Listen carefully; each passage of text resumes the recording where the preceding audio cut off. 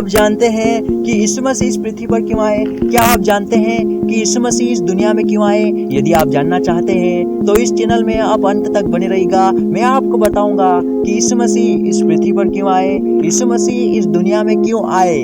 जैसे मत्ती 1:21 में हमें देखने को मिलता है, वह पुत्र जनेगी और तू उसका नाम यीशु रखना, क्योंकि वह अपने लोगों का उनके पापों से उद्धार करेगा।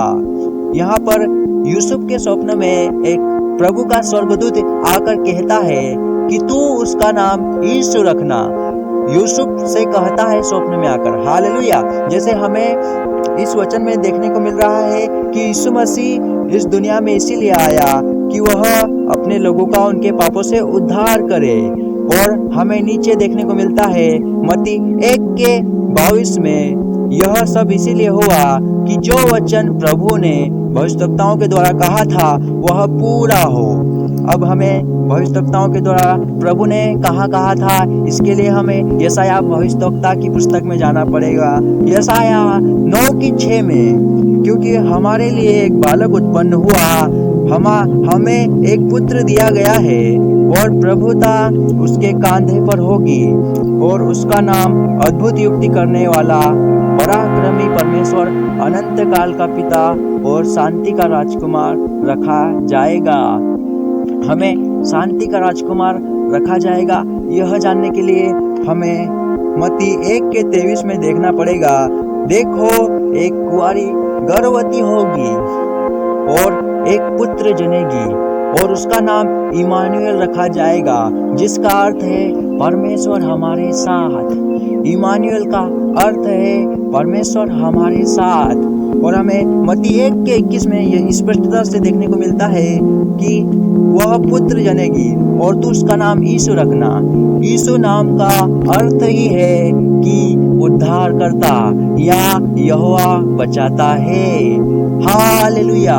हमें यशायाह 9:7 में भी देखने को मिलता है कि उसकी प्रभुता सर्वदा बढ़ती रहेगी और उसकी शांति का अंत न होगा।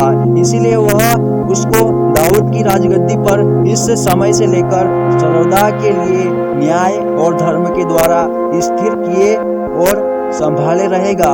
सेनाओं के यहोवा की धुन के द्वारा यह हो जाएगा। आमीन।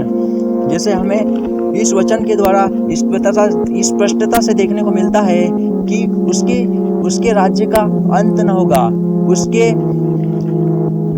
उसके राज्य का कभी अंत न होगा। हालेलुया। यह भविष्यवाणी यीशु के विषय में हमें देखने को मिलती है और स्वर्गदूत यूसुफ के स्वप्न में आकर कहता है कि तू उसका नाम यीशु रखना। हालेलुया। तो हमें यूहन्ना 3:16 में हमें देखने को मिलता है क्योंकि परमेश्वर ने इस जगत से इतना प्रेम किया कि उसने एकलौता पुत्र दे दिया, ताकि जो कोई इस पर विश्वास करे वह नष्ट ना हो परंतु अनंत काल का जीवन पाए। हमें परमेश्वर हमसे इतना प्रेम करता है कि उसने एकलौता पुत्र दे दिया, ताकि जो कोई इस पर विश्वास करे वह नष्ट ना हो परंतु अनंत काल का जीवन पाए। तो हमें यीशु मसीह पर विश्वास करना चाहिए। हम यीशु मसीह पर विश्वास करेंगे तो हमें अनंत जीवन मिलेगा। प्रभु हमें अनंत जीवन के राज्य में लेकर जाएगा। हालेलुया। तो हमें प्रभु यीशु मसीह पर विश्वास करना चाहिए, क्योंकि प्रभु यीशु मसीह इस दुनिया में 2000 साल पहले आया और हमारे ही पापों के लिए मरा।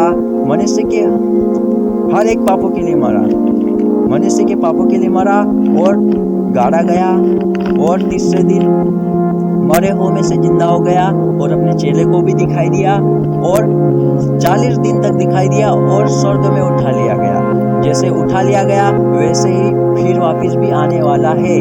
हालेलुया। तो हमें यीशु मसीह पर विश्वास करना चाहिए।